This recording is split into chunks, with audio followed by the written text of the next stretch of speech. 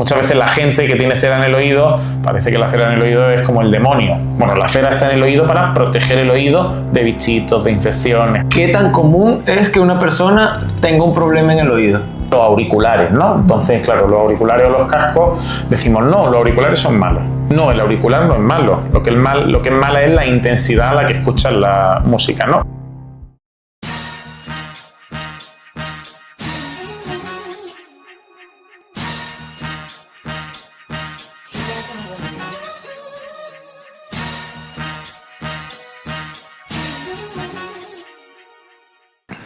Hola, ¿qué tal? Hoy estamos en otro episodio de otra conversación, esta vez con Ignacio, otorrino, pero también hace un montón de cosas. Estábamos hablando antes que al final has derivado un montón de cosas. También tienes tu propio canal de YouTube hablando pues de tu campo de especialización y tu segundo canal de YouTube que está creciendo ahorita también. La verdad es un tema que yo me considero ignorante. Es un tema que yo creo que no hablamos de ello, no trabajamos en ello y al final termina siendo pues una parte del cuerpo súper crucial y uno de los 5 sentidos al final que más necesitamos, ¿no? Y quizás a veces no lo tomamos tanto en cuenta. Me gustaría que empezaras tú presentándote y diciendo pues quién eres, a qué te dedicas y qué has hecho. Bueno, yo soy Ignacio, aunque Ignacio solo me llaman mis padres para las cosas serias, como digo yo. Todo el mundo me llama Nacho, me puedes llamar Nacho. Yo soy otorrinolaringólogo, es decir, el médico de la nariz, la garganta y el oído. Pero de forma específica, ¿no? Me dedico al oído. Eso se llama un otólogo, es como el nombre técnico, ¿no? No me gusta mucho definirme por mi profesión, ¿no? Porque creo que las personas somos más que a lo que nos dedicamos, digamos, nuestro trabajo. Porque, bueno, iremos hablando de esto, pero a lo largo de los años he ido desarrollando una serie de habilidades que parece que tienen poco o nada que ver con mi profesión principal, pero que curiosamente me han complementado mucho a nivel personal como profesional, ¿no? Eso es un poco lo que digo yo, ser un polímata, ¿no? El tener como habilidades distintas que te permiten de alguna forma aunar todo lo que eres como persona, ¿no? En este caso, y bueno, aquí hay un tema interesante que es el tema del ego, ¿no? Muchas veces ligamos nuestro ego a nuestra profesión. Y cuando nos quedamos sin ese trabajo o esa profesión, nos quedamos un poco vacíos, ¿no? Pues yo creo que hay que intentar luchar eso haciendo cositas distintas. Claro. Primero me gustaría empezar por tus inicios. ¿Qué te lleva a ser otorrino? Bueno, yo tengo aquí una historia un poco personal. Yo de pequeñito pierdo un oído completamente, me quedo sordo de un oído por una infección muy grande, ¿no? Y eso marca de alguna forma pues mi infancia, mi juventud, mis hábitos y mis hobbies, ¿no?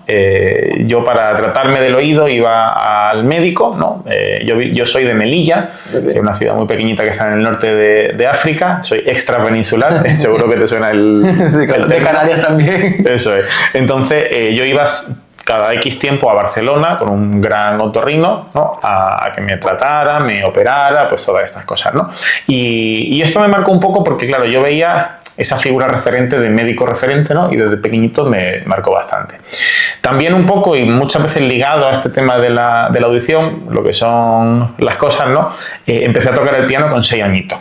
Okay. ¿Vale? Entonces yo, por ejemplo, hice grado medio de conservatorio, hice 10 años de conservatorio y eso también estaba muy ligado pues, a todo lo que tiene que ver el sonido, la audición y todos estos temas, ¿no? Y bueno, este hecho de la audición me marcó bastante, decidí estudiar medicina y luego con el paso del tiempo pues cogí la especialidad de otorrino y a día de hoy me dedico al oído profesionalmente, ¿no? Esto, como digo yo siempre, bueno, al final uno cuando llega a un punto nunca se sabe si ha construido la historia cuando empezó o si desde el punto al que ha llegado decide estructurar y contar la historia que ha vivido para darle sentido, ¿no? Pero bueno, la realidad es esa y así te lo cuento, efectivamente. Me gustaría pues pasar un poco por tu etapa de estudio y demás. ¿Qué fue lo que más te sorprendió cuando te decidiste especializar en esta parte de la medicina? Pues mira, hay varias cosas muy llamativas, ¿no? Cuando te dedicas específicamente al oído, ¿no? Y a los temas de audición, hay una parte fundamental que es el tema de los audífonos. No sé si claro. Te suena, ¿no? Sí, sí, hay claro. Publicidad en todos los sitios, vas por la calle y hay con muchas tiendas que venden audífonos y tal. Y es curioso porque al final la pérdida de audición es una forma de discapacidad. Sí. Y sin embargo, en países como España, los audífonos no están financiados. Solo hay ayudas para niños y adultos jóvenes hasta los 21 años a día de hoy, ¿no? En 2025. Entonces eso, por ejemplo, me llama mucho la atención y me sorprende, ¿no? Luego hay otra cosa muy interesante que es el implante coclear. No sé si te suena esto. Esto es un aparatito que es un electrodo, ¿no? Podemos operar a los niños o a los adultos, pero los niños son los casos que son como más frecuentes de ver. Podemos meterle ese electrodo en el oído interno, en la cóclea, a través de una cirugía, y personas que no oían nada y estaban, digamos, pues toda la vida sin oír, ahora ya pueden oír, ¿no? No es para todas las personas ni para todos los casos, pero es una cosa como súper interesante. Y luego a nivel de la medicina en general, una cosa que me sorprendió mucho, y esto se puede tomar como una crítica, pero no es una crítica formal como tal, es que el sistema de salud, ¿no?, está pensado muchas veces para cosas que no son necesariamente curadas, ¿no? Vemos a los pacientes en la consulta en 10 minutos, le damos revisión en 3 meses. Los pacientes también tienen una percepción de la medicina que es venir, tomar una pastilla y curarse, ¿no? Y yo creo que eso poco a poco está cambiando, pero es difícil, es difícil. Y esto va muy alineado con eso que empecé a hacer yo del canal de YouTube, ¿no? Porque yo creo que tenemos que darle un poco también el poder al paciente de que sepa qué le pasa, por qué le pasa, qué opciones tiene, ¿no? De todo esto. Vale, antes de pasar al canal de YouTube, me gustaría explorar esta parte como más práctica de la medicina. ¿Qué tan común es que una persona tenga un problema en el oído?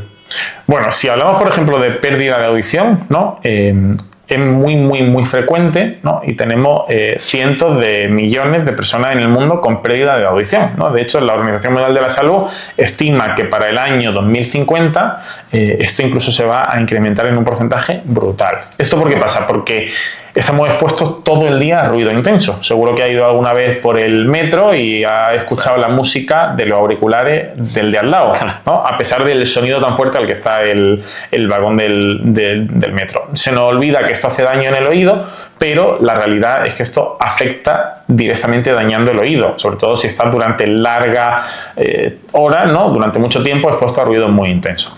Entonces esto es súper frecuente y cada vez lo va a ser más. Lo que pasa es que como desde fuera no se ve, ¿no? Tú no sabes si una persona oye o no oye o tiene una pérdida de audición, es como que no está de moda, ¿no? Y no se ve tanto y no se pone tanto de manifiesto.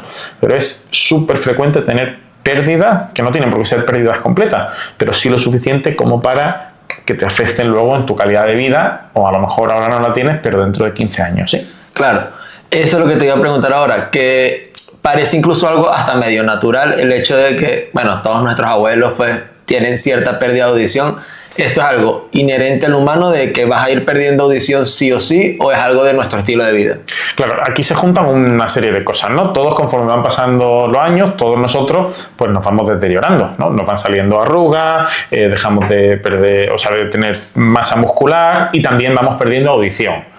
¿Todo el mundo está condenado a perder audición con el paso de los años? No, aquí influyen, pues como en todo, factores genéticos, hay gente más predispuesta a tener pérdida, y factores ambientales, ¿no? La exposición a ruido.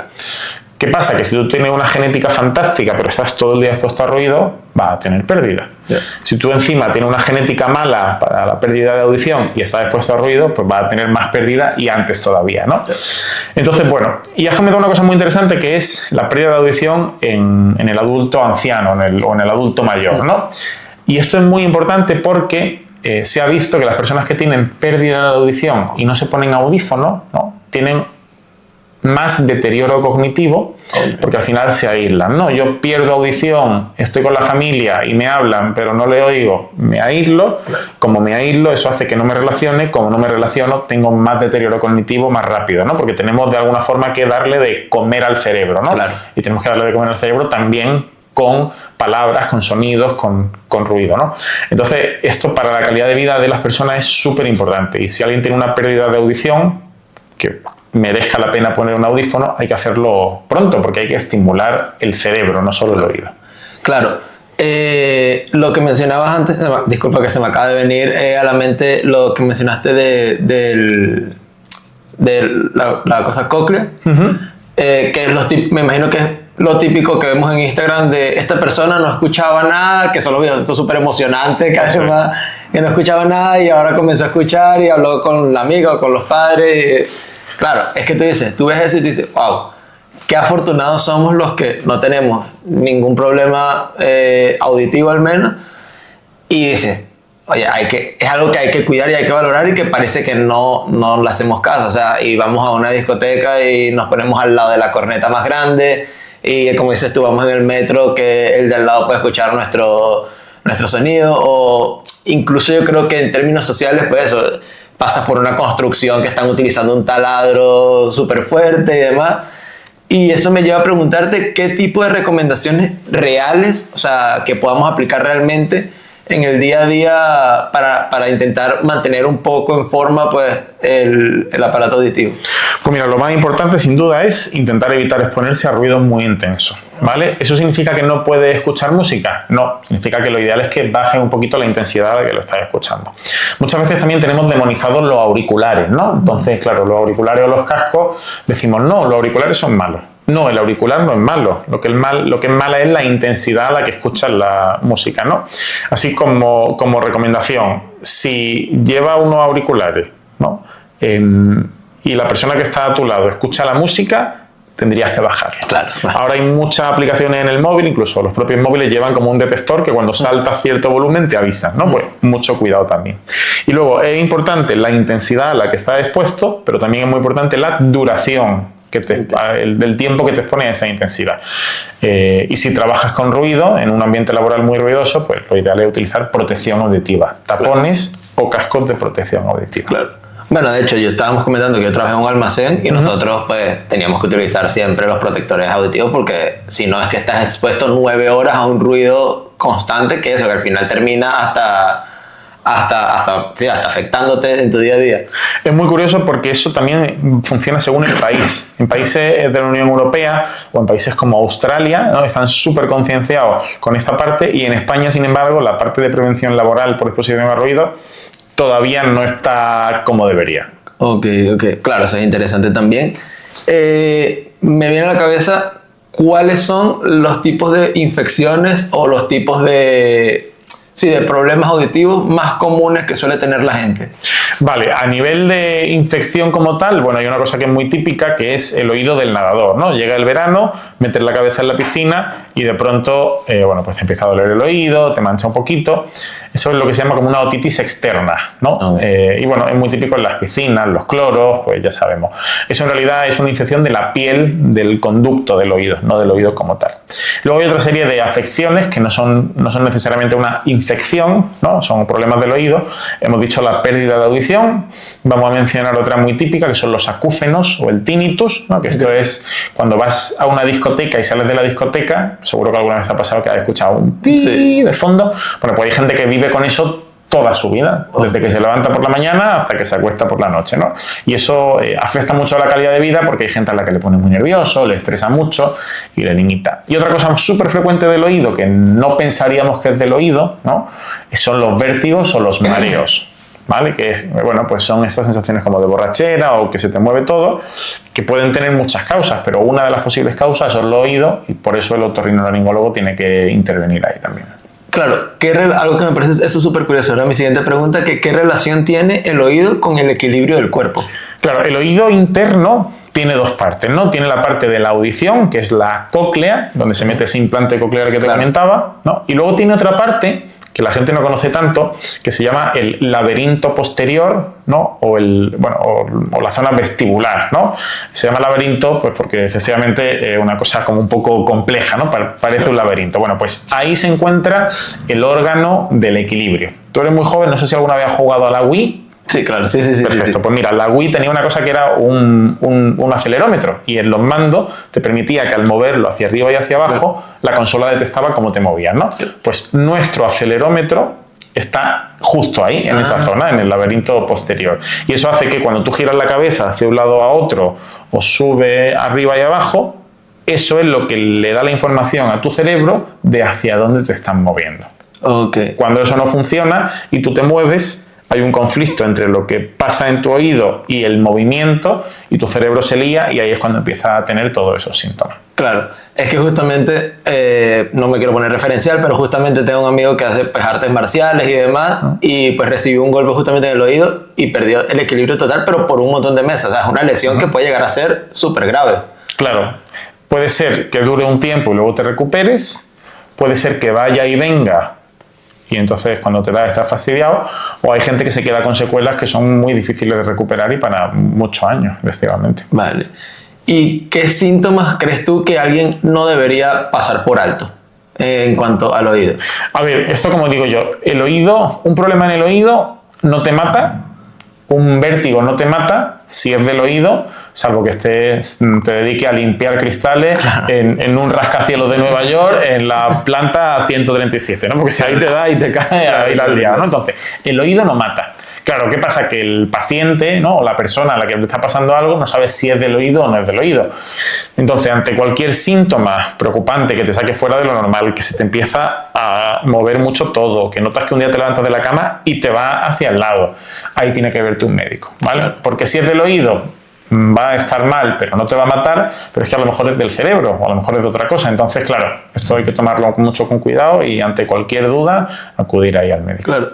¿Y tú recomiendas acudir al otorrino cada cierto tiempo, como por decir, un dentista, o crees que es algo que deberíamos acudir solamente en caso de sentir algo?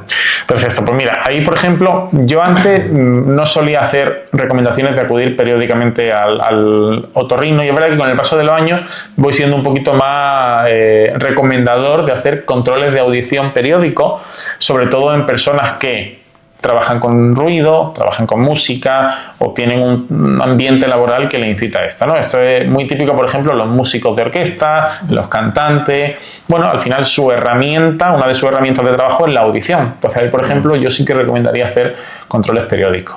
Luego está, no podemos dejarlo pasar, el tema de los bastoncillos y la cera del oído, ¿no? Entonces, claro, muchas veces la gente que tiene cera en el oído, parece que la cera en el oído es como el demonio. Bueno, la cera está en el oído para proteger el oído de bichitos, de infecciones, para mantenerlo hidratado, bien. Entonces, está ahí por un motivo. Meterte el bastoncillo solo hace que te metas más hacia adentro la cera y te puede hacer daño incluso en el tímpano, y en la consulta vemos cosas muy tremendas con esto, ¿no? Entonces, mucho cuidado con los bastoncillos, ¿no? Yo, como siempre digo, y encima que estamos grabándolo, hay que limpiarse el oído con el codo, ¿no? Entonces, claro, cuando uno lo intenta, dice, no, sí, no se puede, pues es que no hay que limpiarlo, ¿vale? No hay que limpiarlo. Así que eso también es importante. Ok. Mira que esto es algo que no me imaginaba. Yo sí había escuchado, justamente te iba a preguntar si era un mito o si es una realidad, porque a mí me parece loco que sea un producto tan comercial. Y al final yo he escuchado un montón de eso, que es decir, no, eso está ahí por algo, no lo toques. No. Otra cosa es que se te forme un tapón muy duro o que sea un tapón que te haga perder audición. Perfecto, te lo tendrá que quitar alguien, pero si tú te lo intentas quitar con bastoncillo, te adelanto que eso no va a salir bien. Okay. No, o sea, es que nunca sale bien porque el conducto es muy pequeño y el tapón, por muy habilidoso que sea, solo hace que te lo empujen más. O sea que mucho cuidado. Mucho cuidado. Y por ejemplo, de este típico, de estos kits caseros para limpiarte tu mismo oído, tampoco, ¿no? Terrible, siento pánico cada vez que veo una cosa de esta. Hay dos grandes tipos, ¿no? Primero está la fantasía, magia de esto que venden ahora, que es como una especie de cono, como una vela que te pone en el oído, la enciende. Eso, por favor, no es que no sea bueno, es que es muy peligroso. Te puede hacer mucho daño, te puedes quemar el oído. Terrible, completamente prohibido. Y luego está eso que está de moda, que es como una camarita, y tú te miras con una camarita y con una espatulita, ¿no? Tú piensas que un otorrino formado tarda años en limpiar muy bien un oído, ¿vale? Entonces, si tú estás en tu casa con una cámara y un juguetito y te pones a hurgar, las posibilidades de que te haga daño y te estropee el oído son bastante altas, ¿vale? O sea que yo no recomendaría tocar el oído. Y es que el oído está pensado para no tocarlo, ¿vale? Claro. Puntualmente a lo mejor hay que hacer algo, pero el oído está pensado para no tocarlo, o sea que no se toca. A lo mejor si tienes alguna basura externa o algo. Claro, pero algo que tú llegues por aquí, pero nunca dentro. Pero exacto, nunca dentro, ok. ¿Y qué tan delicado es el oído como parte del cuerpo? Pues el oído es muy delicado porque efectivamente, por ejemplo, de cara a la audición o la exposición del ruido, el oído no se recupera. ¿De acuerdo? El oído no, una vez que tú dañas la audición luego no consigues mejorarla. La puedes complementar con el audífono, por ejemplo, ¿no? Luego, por ejemplo, el tímpano, que es esa membranita que nos ayuda a oír, ¿no? Y que se mueve cuando llega un sonido, es muy finito. Entonces, un golpe, un bastoncillo, cualquier cosa de estas puede hacer que se rompa y eso luego puede traer muchos problemas, ¿no? Por eso recomendamos siempre tocarlo lo menos posible. Claro, eso es una frase, yo creo que una frase hecha, por lo menos en español, el decir, no sé, baja la voz que me vas a romper el tímpano. Pero, ¿qué consecuencias tiene esto de romper el tímpano? O sea, de que se te rompa el tímpano. Pues mira, es una forma de... O sea, efectivamente, es como una frase hecha, me va a romper el tímpano, pero puede haber un trauma acústico tan fuerte que te rompa el tímpano. Eso es posible. No gritando, eso sería muy difícil, pero puede haberlo, ¿no? Sobre todo si también se producen cambios de presión, montar en un avión o hacer submarinismo. Entonces, la pregunta era, perdona, que me... No, ¿qué consecuencias tiene el tener la el tímpano? rotura? Sí. Eso, la inmensa mayoría de tímpanos que se rompen se reparan a los 6 meses solo. Están preparados, el tímpano sí está preparado para recuperarse. Pero si no, tener ese agujerito hace que cada vez que te entre agua en el oído se te pueda producir una infección. Okay. Entonces no debería entrarte agua en el oído si tiene una perforación. Si la perforación se mantiene en el tiempo y no se cierra sola, se puede operar. Okay. ¿Vale? Y según donde esté la perforación, puede llevar también asociada una pérdida de audición. Ok. Y ahora otro de los temas. ¿Qué fenómeno ocurre en el oído cuando eso, por ejemplo, vas en un avión y se te tapan los oídos? Claro. El oído, tú piensas que el oído tenemos el tímpano y hacia afuera está la oreja. Claro. ¿Vale? Y hacia adentro tenemos lo que se llama el oído medio, con unos huesecillos que se mueven cuando llega el sonido y entonces eso amplifica el sonido, ¿no? Pues una cosa que no sabe todo el mundo es que el oído está conectado por la nariz a través de un tubo que se llama la trompa de Eustaquio. Y eso hace que los cambios de presión en el oído se regulen compartiendo esa presión por la nariz, porque el oído es como un órgano estanco, digamos, está cerrado y cuando hay que compensar presión se abre hacia la nariz. Cuando nosotros nos metemos en un avión y cambiamos bruscamente de presión atmosférica o al bucear, pasa igual, el oído, su mecanismo de liberar esa presión para no estallar es sacarlo a través de la nariz.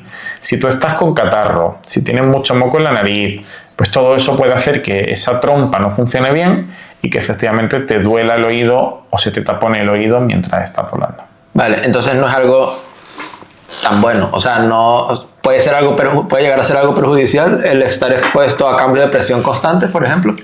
No necesariamente es perjudicial, pero es verdad que hay personas que están más preparadas por la forma que tiene su oído y su trompa, están más preparadas para cambios de presión, y hay otras personas que no pueden bucear porque en cuanto empiezan a bucear lo pasan muy mal, ¿no? De todas formas hay ejercicio y cosas que se pueden hacer para mejorar esto, ¿no? Pero desde luego, si tiene un catarro fuerte y va en avión, seguramente te molesten los oídos, y si tiene un catarro fuerte, mejor no hagas submarinismo hasta que se te pase. Ok. Yendo a la parte de una consulta, por ejemplo, me gusta hacer un ejercicio siempre de hablando con la persona, hacer como un día a día, no un día a día, pero hacer como una parte práctica en el hecho de decir, ok, llega una persona a tu consulta y te dice, me duele el oído, por ejemplo. ¿Qué es lo primero que haces tú? Pues lo primero que tienes que hacer es lo que se llama una buena anamnesis, ¿no? La anamnesis es preguntarle, pues, desde cuándo te duele, a qué le atribuyes que te duela, desde cuándo te pasa, ¿no? También hay que preguntarle un poco, bueno, pues si eso lo ha pasado más veces, si esto es una novedad. Y luego, para el otorrino, todo lo que tenga que ver con un síntoma físico del paciente en una primera consulta es súper importante, en este caso, mirar el oído, ¿no? Claro. Porque, bueno, estamos acostumbrados a ver mucho oído y el oído es un órgano que cuando tiene un problema se ve muy bien, Okay. También es un órgano que nosotros no vemos, quiero decir, si tú tienes una verruga en la piel de la pierna, tú lo estás viendo, claro, y eso de alguna forma te tranquiliza. Ah, es una verruga. Claro. Pero el oído nadie lo puede ver, salvo el otorrino. Entonces, el oído es un órgano que genera mucha inquietud, mucho miedo. Entonces, si tú notas algo por ahí dentro, piensas que tienes algo en el oído. Claro. Pero muchas veces podemos tener cosas en otro sitio que se reflejen en el oído.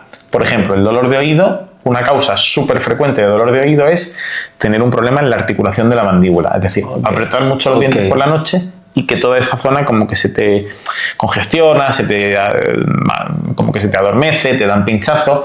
Entonces, claro, si nosotros miramos el oído y vemos que está bien, es muy poco probable que sea del oído. Y eso a la gente le genera un poco de desconfianza, porque dice, no, pero si yo tengo algo y lo noto en el oído, tiene que ser del oído. Hoy en día se pueden hacer cosas para enseñarle el oído a la persona con una cámara, pero es verdad que sigue siendo un órgano en ese sentido complicado. Si tenemos dudas cuando miramos con el otoscopio, que es como se llama el conito ese con el que se mira el oído, pues ya ahí procede a hacer una serie de pruebas, ¿no?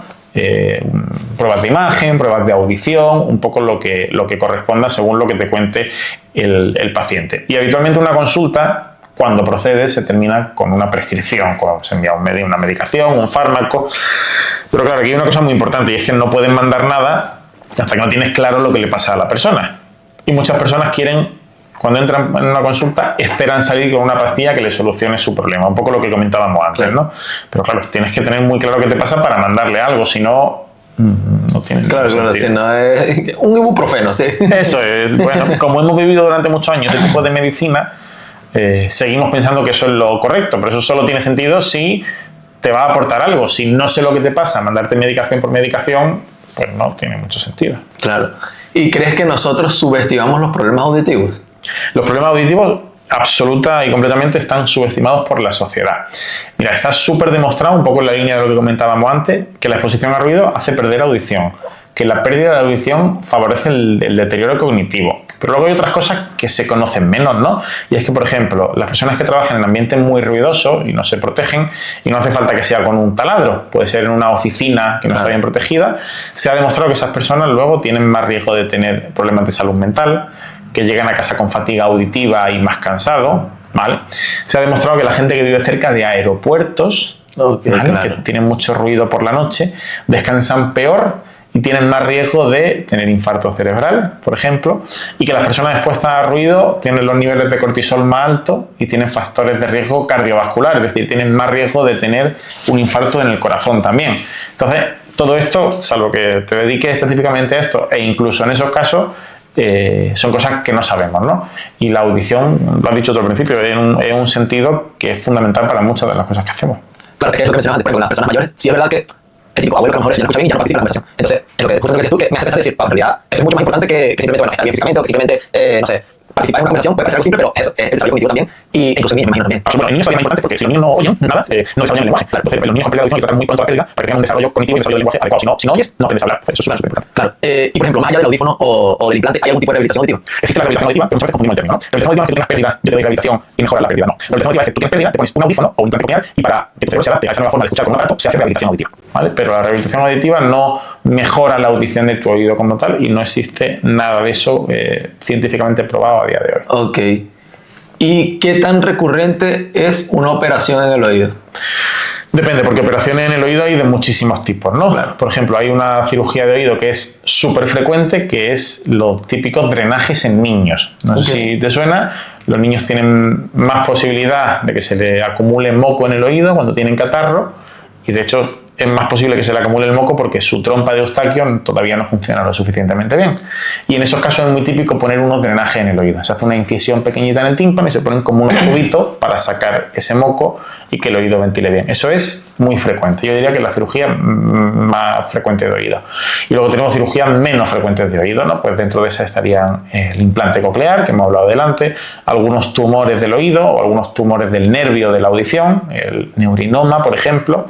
Y bueno, tenemos como un espectro amplio de cosas que se operan mucho, cosas que se operan menos. Yendo un poco a la parte social, hablamos de que básicamente pues el sistema o la sociedad en general subestima los problemas auditivos. Tú mencionaste al principio que bueno, que tú sufriste un problema auditivo cuando eras más joven, cuando eras más pequeño. ¿Crees que como sociedad ayudamos a las personas a que se desarrollen pues igual que el resto, aún teniendo algún problema en cuanto al auditivo? ¿O crees que tenemos muchísimas cosas que mejorar aún? Yo creo que hemos mejorado muchísimo en los últimos 30 años. Yo creo que hemos pasado de algo que era, bueno, pues era un estigma casi, ¿no? Antes decíamos, esto sigue pasando, pero pasa menos, ¿no? Antes decíamos, el sordo es tonto. Claro, el sordo es tonto y no puedo hacerle nada, ¿no? Y entonces tú vas a un supermercado, no escuchas bien y el cajero te dice, son 25,50. Y te dice, ¿qué son? Entonces te claro. pero que no te enteras que eres tonto. No, tiene una pérdida de audición, ¿vale? Entonces eso ha cambiado mucho en los últimos 30 años. Nos sigue quedando, pero bueno, pues no, esto es como todo, ¿no? ¿Qué pasa con las personas que tienen pérdida de audición que se adaptan? Que se ponen un audífono, que toman una medida, bueno, pues que su discapacidad automáticamente mejora muchísimo No es perfecto, ¿no? Pero mejora mucho con esa medida. Y tecnológicamente esos aparatos también han mejorado mucho en los últimos 30 años. Entonces yo creo que todos esos factores se han unido. A mí hay una cosa que no me gusta mucho, y esto es criticable completamente, y es que muchas veces cuando tenemos un niño con una pérdida de audición, ¿no? Efectivamente con una discapacidad, justificamos cualquier problema del niño debido a la discapacidad, ¿no? Okay. Por ejemplo, oye, es que mi hijo tiene una pérdida de audición y por eso no saca buenas notas en clase. Es que mi hijo tiene una pérdida de audición y por eso no me hace caso, ¿no? Y la pérdida de audición, como decía, lo bueno que tiene es que se puede tratar o paliar con algunas cosas. Y los niños con pérdida de audición no son más tontos. Con una buena adaptación y con un tratamiento pueden llevar exactamente la misma vida que cualquier otro niño que no tenga esa pérdida de audición.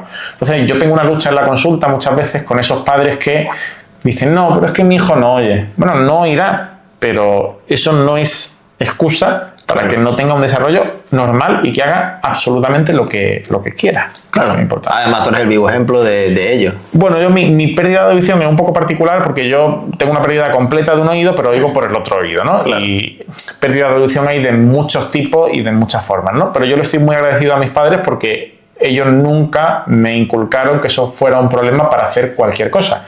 Y yo académicamente he hecho lo que he querido, profesionalmente hago lo que quiero y eso no ha supuesto una limitación para nada. Claro, de hecho me llama mucho la atención el tema incluso de la música, de los instrumentos. Eso es. Es súper interesante, o sea, ¿cómo fue para ti desarrollar tu parte musical? Claro. Pues con este obstáculo. Bueno, pues esto es como todo, quiero decir, yo hice mi grado medio de conservatorio, que son 10 años de estudios formales aquí en España, bueno, pues con algunas limitaciones, pues por ejemplo, al tener ciertas dificultades para la percepción espacial del sonido, pues yo canto bastante mal. Pero bueno, pues sobrevive y ya está. Yo tengo algunas dificultades para identificar algunos sonidos. Bueno, pues en vez de hacerlo perfecto, pues lo hace un poco menos perfecto.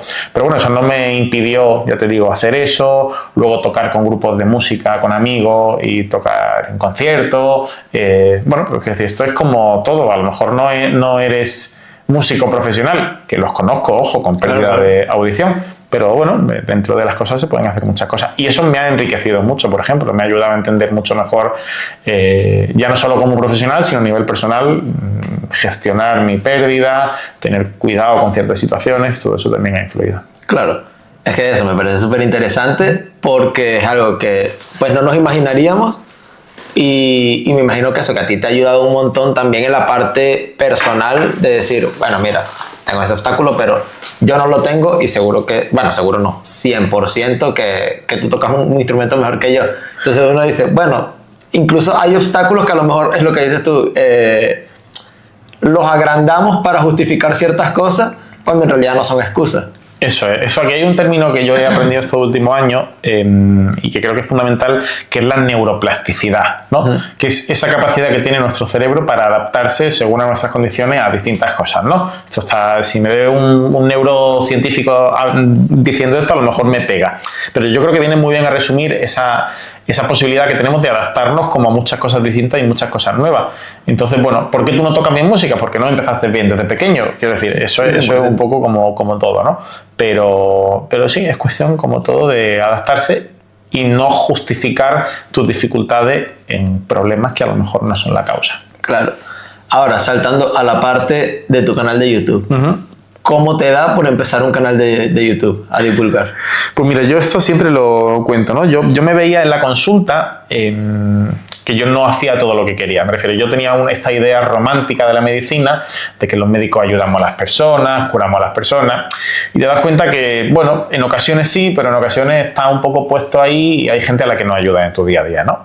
Entonces, bueno, se juntó aquí también un poco que llegó la parte de la pandemia, ¿no? En el año 2019. Los profesionales dejamos un poco de contactar entre nosotros porque antes íbamos a los congresos y esos años no pudimos ir y yo nunca había tenido redes sociales, de hecho no me gustan las redes sociales y entonces dije, bueno, pues voy a hacerme una red social para hablar con otros compañeros y no desactualizarme, ¿no? Y empecé y tal, pero luego dije, a lo mejor tiene más sentido llegar a las personas y a los pacientes y contarles cosas que ellos no saben, ¿no? Esto es un concepto de la medicina que es como la autonomía del paciente, ¿no? O el empoderamiento del paciente. Y empecé un poco como a subir vídeos Y empecé a darme cuenta que eso también podía cambiar un poco la forma en la que yo ejercía. También me daba a mí pues como esa posibilidad, ¿no? De que al final pues como que más gente te conoce. Mucha gente, muchos médicos empiezan a hacer estas cosas de difusión en redes sociales con estrategias muy marcadas detrás de marketing, de consulta privada. Yo, por ejemplo, a día de hoy y después de 60, me parece, millones de visualizaciones que tengo en el canal de YouTube, yo no tengo consulta privada. Okay. Yo veo tengo alguna cita online de algún paciente de algún sitio que me contacta ocasionalmente y tal, pero yo consulta privada como tal no tengo, ¿no? Entonces aquí no iba esta estrategia de marketing detrás. Y luego me gustaba mucho todo lo que tiene que ver con el online, ¿no? Yo desde pequeñito soy muy friki, me gusta pues todo lo que tiene que ver con el ordenador, internet y todas estas cosas. Y yo empecé a utilizar YouTube cuando salió, hace años. Y siempre tuve como esa espinita de algún día haré algo yo aquí también. Y al final lo hice de mi profesión. ¿Y cuáles son los principales retos que te has encontrado de saltar, bueno, de una consulta de medicina a hacer tú tus propios videos en YouTube? Pues mira, al final el tema que trato, ¿no? Es difícil hacerlo sexy, ¿no? Entonces, claro, tratar... Porque bueno, en YouTube hay mucho médico, pero hay mucho médico que habla, por ejemplo, de ejercicio físico, salud cardiovascular. Eso te da esa posibilidad de hacer cosas como más entretenidas. Hablar del oído y sobre todo hablar desde una perspectiva de gente con problemas de oído, atractivo del todo no es, ¿no? Pero bueno, se puede hacer y de hecho lo haces, ¿no? Lo hago. Entonces, claro, al principio cuando uno abre un canal de YouTube piensa que lo más importante es tener un fondo bonito, unas transiciones chulísimas, ¿no? Como todas estas cosas como súper complicadas. Y te das cuenta que para según lo que hace, muchas veces lo importante, el valor está en el mensaje y en lo que explica y no en toda esa parafernalia que lo rodea, ¿no? Y curiosamente mis vídeos de YouTube que mejor funcionan no son los que están mejor editados ni tienen más luces, son en los que cuento algo que una persona que se va a operar en su casa lo pregunta en Google y sale ahí como la respuesta y en 8 minutos te lo explico como con calma, ¿no? Entonces eso es muy interesante, ¿no? Al final trasladar lo que te preguntan las personas en la consulta al canal de YouTube y resolver esas dudas ahí, ¿no? Y luego hay una cosa muy complicada y es que la gente quiere que le responda a sus comentarios en el vídeo de YouTube de, oye, me pasa esto, ¿qué me tomo? ¿O qué tratamiento? Quiero decir, me encantaría que esto fuera tan fácil, pero si en una consulta muchas veces media hora, 45 minutos no sabes lo que le pasa al paciente, en 2 líneas escritas en un comentario de un vídeo de YouTube, no. Entonces, yo contestaba todos los comentarios y llegó un punto que tengo tantos comentarios al día que es que no soy capaz ni de hacer seguimiento, porque no puedo dejar mi vida para responder comentarios de YouTube, ¿no? Entonces, eso, por ejemplo, es una cosa que ahora que digo, no sé cómo gestionar eso, ¿no? Pero bueno, ojalá todos los problemas fuesen eso. Ojalá todos los problemas fuesen eso, claro, total. Y en la parte personal, ¿en qué te ha ayudado este canal de YouTube? Pues mira, esto era una de las cosas que yo no me planteaba al principio y luego me ha llamado mucho la atención, ¿no? Por ejemplo, yo desde hace un tiempo la gente me contacta porque me consideran como un comunicador, ¿no? Claro. Entonces me dicen, no, eres muy buen comunicador. Y yo no tengo formación de comunicador, yo no he hecho cursos ni he pensado en ser comunicador nunca. Pero debe ser que grabar 1000 vídeos delante de un móvil, ¿no? Pues te dan algo como de bagaje, ¿no? Experiencia. Te dan experiencia, eso. Entonces, eso es muy interesante, ¿no? La capacidad de comunicación y de oratoria que desarrolla uno es muy interesante. Muy ligado con esto, como digo yo, no hay nada más difícil que hablarle al móvil, porque no sabes quién te está viendo detrás. Entonces, por ejemplo, yo ahora ir a un congreso, ir a una charla o dar un curso no me suponen un reto, porque si ya me ha visto tanta gente diciendo y haciendo tantas cosas, que me vean 100 personas o 500 personas en un momento tampoco me asusta, ¿no? Entonces, bueno, esa es otra cosa muy interesante. Y luego, en relación, para poder llegar a todas las cosas que hago en mi vida, ¿no? Porque al final empieza a hacer como muchas cosas y a parcelar mucho tu día a día, yo me he apoyado mucho en la tecnología, ¿no? Además, a mí esto del canal de YouTube me cogió empezando con mi tesis doctoral, me cogió cerca de casarme. Bueno, yo hago también muchas cosas que tienen que ver con investigación, con estadística, con redacción de artículo científico. Entonces yo empecé a apoyarme mucho en herramientas, ¿no? Y un poquito más tarde de ahí apareció en nuestra vida ChatGPT a finales de 2022 y rápidamente empecé a utilizarlo porque vi que gracias a esa herramienta era capaz de llegar un poco a todas esas cosas que yo quería llegar y que empezaba a no poder, ¿no? Entonces el uso de tecnología para sobrevivir a esa situación tan difícil de muchas cosas, también es algo que he desarrollado gracias a aprender cositas distintas. Vale. Me gustaría hablar eso, dar un salto a la parte de la tecnología y a la parte de la inteligencia artificial. Sé que estás en un proyecto relacionado con tu campo de estudio y además con la tecnología. No sé si me lo puedes explicar un poco. Sí, un poco. Yo ya te digo, desde 2022 empecé a utilizar ChatGPT, que es inteligencia artificial generativa, ¿no? Claro. Pues para hacer mis cosas, ¿no? Por ejemplo, me apoyé mucho para mi tesis doctoral, para ayudar a otros compañeros a hacer sus cosas de investigación, para ayudarme con los guiones y con las descripciones del canal de YouTube, y empecé así, ¿no? Y poco a poco me di cuenta que cada vez lo usaba más para todo.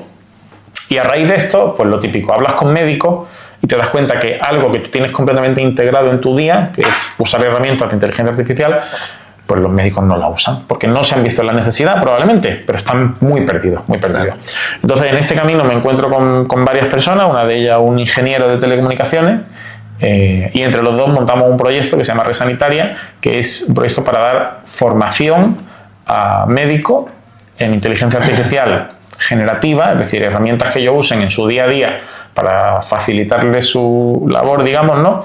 Y al final un poco lo que contamos ahí es, pues no deja de ser lo que he ido yo aprendiendo poco a poco, pues para contar qué es lo que hago, qué es lo que he hecho o lo que estoy haciendo con esa herramienta. Porque yo no creo mucho en ese aprendizaje formal y reglado que viene de fuera, ¿no? Yo creo más en ese aprendizaje entre iguales, ¿no? En el que yo te cuento lo que he aprendido con lo que yo he estado haciendo y tú, pues, a ti se te enciende una bombilla y dices, pues yo puedo hacer esto, o tú me cuentas lo que haces y yo digo, pues se puede hacer así, o cojo esa idea y voy a ver cómo la aplico yo.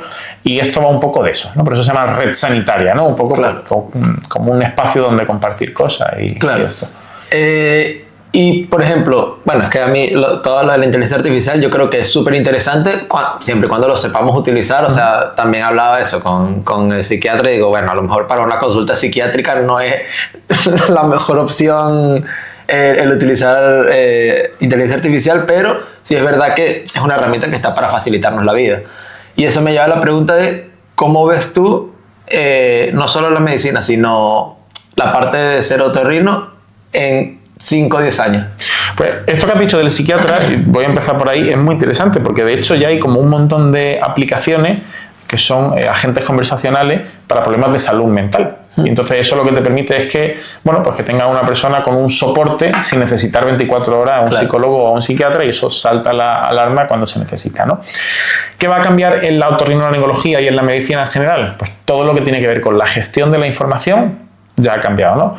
Justo antes me decía, antes de que empezáramos a grabar, es que me ha encantado esa frase, ¿no? Porque yo cuando hago una entrevista me gusta también hablar de la persona, porque si quisiera un experto ya le preguntaría a ChatGPT.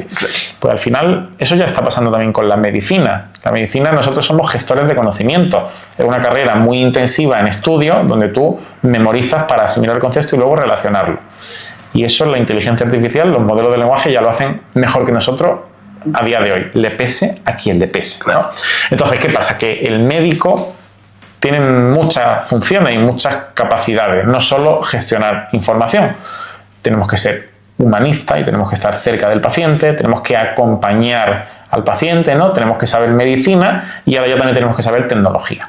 Entonces, yo creo que en los próximos 5 o 10 años lo que va a pasar es que cada vez vamos a necesitar menos aprender todo ese conocimiento de memoria y tener que estar permanentemente revisando ese conocimiento para estar actualizado, y apoyarnos más en estas herramientas para tener todo ese conocimiento mientras nosotros nos acercamos más al paciente. Porque en los últimos años nos hemos alejado mucho del paciente, ¿no? Nos hemos convertido como en técnicos con parcelas muy pequeñitas de conocimiento que conocemos muy en profundidad, pero eso ya no tiene sentido porque ahora soy capaz con una herramienta de coger los 50 artículos más relevantes que han salido este mes sobre un tema y interactuar con esa información, ¿no? Empaparme en 20 minutos, cuando antes necesitaba tanto tiempo que ni siquiera podía aprender lo nuevo porque ya había salido otra cosa nueva cuando quería, ¿no? Entonces yo creo que la medicina va a cambiar ahí. Los que nos dedicamos también a hacer cirugía, eso también cambiará, porque hay mucha robótica que va a venir con todo eso integrado, pero para eso todavía queda más tiempo, bastante más tiempo. Y tú en lo personal, que tú tienes tu faceta pues de divulgador, tienes tu faceta pues de doctor, también me comentaste que estabas empezando como con este tema de la comunicación y demás. ¿Cómo te ves tú en 5 años? Es una pregunta muy buena. Yo me veo con un perfil, como he dicho antes la palabra y me gusta mucho, con un perfil fuertemente polímata, ¿no? Okay, claro. Es decir, yo me veo, a mí no me gustaría dejar de ejercer la medicina, la otorrinolaringología como tal, porque creo que me mantiene, ¿no?, en un campo que me gusta y que me permite estar cerca del paciente. Pero es verdad que también me veo haciendo otra serie de cosas que tienen que ver con la parte tecnológica, ¿no? No sé si seguirá siendo formación como tal, si tendrá más que ver con gestión de proyectos tecnológicos aplicados a salud. Eso no lo tengo muy, muy claro. Hace 5 años sí tenía bastante claro que ahora quería estar más o menos así. Okay. Ahora tengo que definir efectivamente los próximos 5 años porque eso no los tengo tan claros, pero bueno, la idea es seguir un poco por esta línea, ¿no? Por compaginar la asistencia, el seguir tratando pacientes, ¿no?, con entender un poco hacia dónde nos lleva todo este mundo de lo digital y de la inteligencia artificial en salud. Claro, yo creo que nadie puede responder cómo va a estar en 5 años porque es que las cosas están avanzando tan rápidamente que tú dices, pues a lo mejor, o sea, estamos en otro planeta, o sea, que las cosas, la verdad, lo que hace 5 años parecía ciencia ficción, hoy es una realidad más que adaptada. Entonces, bueno, esa parte es interesante. Total. Un poco más yendo, un poco más yendo a la parte de la persona que a lo mejor está viendo esta entrevista y le llama la atención la otorrinolaringología. Claro. No es fácil, no es fácil. No, yo me acuerdo que era una de las palabras con las que jugábamos de pequeño, a decir, a ver si la puedo decir rápido porque es complicada. ¿Qué habilidades tiene que desarrollar alguien que se quiere especializar en este campo? Pues mira, yo creo que una habilidad muy importante es la tolerancia a la frustración, ¿no? ¿Vale? Por varios motivos, pero sobre todo porque trabajamos en un campo muy pequeñito, donde, bueno, pues hay que tener como esa cosa de saber que estás trabajando en un sitio muy pequeño y que muchas veces no estás cómodo explorando al paciente o haciendo cirugía como tal. Y luego también porque los pacientes a los que vemos en la consulta tienen una cosa en común y es que les fastidiamos bastante cuando les exploramos. A nadie le gusta que le metan una cámara por la nariz, que le metan una cosa en la boca, que le miren el oído y que le moleste. Entonces los pacientes habitualmente están como muy a la defensiva, ¿no? Entonces yo creo que la tolerancia a la frustración es una habilidad imprescindible. Y para todos los médicos a día de hoy, una habilidad súper importante por todo lo que viene es aprender esas competencias digitales, ¿no? Okay. El aprender todo lo que tiene que ver con lo digital y con la tecnología, aunque sea un poquito. No hace falta que sea un gran experto, pero que tengas algunos conceptos claros. Ok. Mencionabas que, bueno, que antes de la pandemia, pues a lo mejor eras una persona que solía asistir a lo mejor a conferencias y demás. ¿Qué tan importante es el networking en el mundo de la medicina? Pues mira, lo tenemos bastante abandonado, porque entendemos... Los médicos nos gusta mucho, vivimos como en nuestro entorno, ¿no? Entonces nos cuesta mucho relacionarnos con profesionales que no son médicos. Sí. Y de hecho dentro de cada especialidad, ¿no? A los otorrinos solo nos gusta juntarnos con otorrinos, a los neurólogos con neurólogos, claro, a los urólogos con urólogos. Entonces, claro, eso nos cuesta mucho. Yo desde que he empezado a hacer todas estas cosas un poco raras, ¿no? Que los que están dentro de la profesión, yo creo que me ven y piensan, este está loco, se le ha ido la pinza. He empezado a hacer networking con gente que se sale completamente de mi zona de confort, ¿no?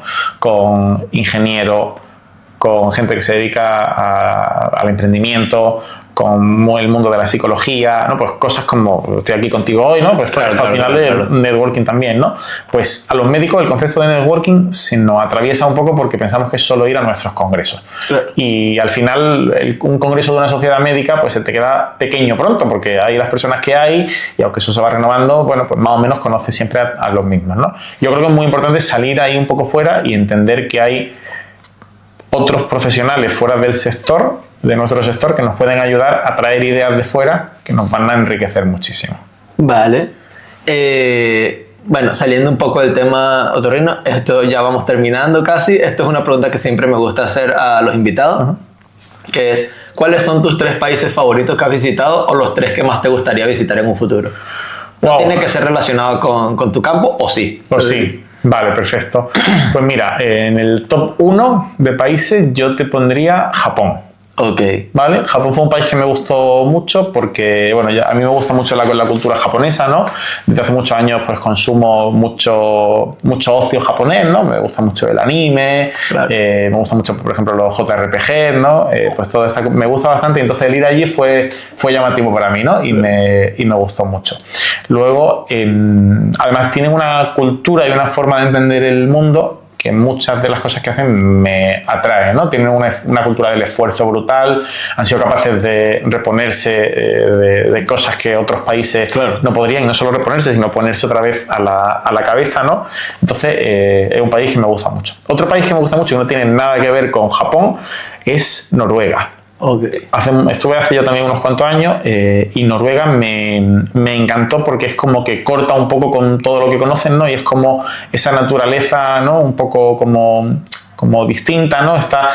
Hay como un nivel sociocultural y económico súper alto, pero vas por la carretera y hay no sé qué carretera cortada porque resulta que ha caído barro y entonces no puedes pasar. Es como otra cosa un poco distinta, ¿no? Es un estilo de vida muy distinto.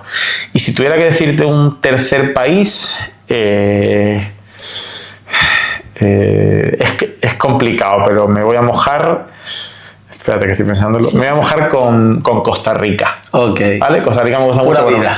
Pura vida. Porque estuve allí de viaje de novios con mi mujer y bueno, pues la experiencia fue muy buena y toda esa parte de la naturaleza también me gusta mucho, ¿no? Ese pura vida, ¿no? Ese pura vida como que refleja muy bien lo que son, lo que viven. Tengo amigos de Costa Rica y además un poco como que lo llevan a la máxima expresión, ¿no? Lo de pura vida. Así que me quedo también con Costa Rica. Pues está bien. Me gustaría que te despidieras tú, que dieras una reflexión ya sea a tus colegas o a cualquier persona o ya sea a la vida. Wow. Entonces Vale. me gustaría que dieras tú una reflexión. Vale, pues mira, yo la reflexión que haría es, suena duro, pero nos vamos a morir todos, ¿vale? Entonces, aquí ya no se trata de no morirte, se trata de que como te vas a morir y solo vas a jugar el juego una vez, tienes que atreverte a jugar el juego, ¿no? Yo creo que tienes que... Hay una frase que me gusta mucho que me decía un amigo, ¿no? Que es sal ahí fuera, león, ¿no? Es como, sal ahí fuera, tío, haz lo que quieras, no tengas miedo de probar cosas nuevas, cosas distintas, no tengas miedo al fracaso, no tengas miedo a exponerte. Yo he pasado de ser una persona muy miedosa a hacer todas estas cosas a empezar a probar cosas muy distintas. Y cada vez que pruebas algo nuevo, bueno, está en ese proceso, aprendes algo que luego te lleva a otro lado y del que sacas algo, ¿no? Entonces yo creo que eso sería como esa reflexión importante, ¿no? Que hay que intentar, bueno, pues salir de esa zona de confort, probar cosas nuevas, darse cuenta que nadie te va a comer, nadie te va a hacer nada y toda esa gente a la que te tenían miedo, luego al final solo quiere aprender de ti, ¿no? Entonces, bueno, yo... ahí lo dejo, espero que no haya sido muy largo. Excelente reflexión. Pues, ¿cómo la pasaste? Muy bien. Pues muchísimas gracias por venir. Gracias a ti. Y hasta la siguiente. Hasta la próxima.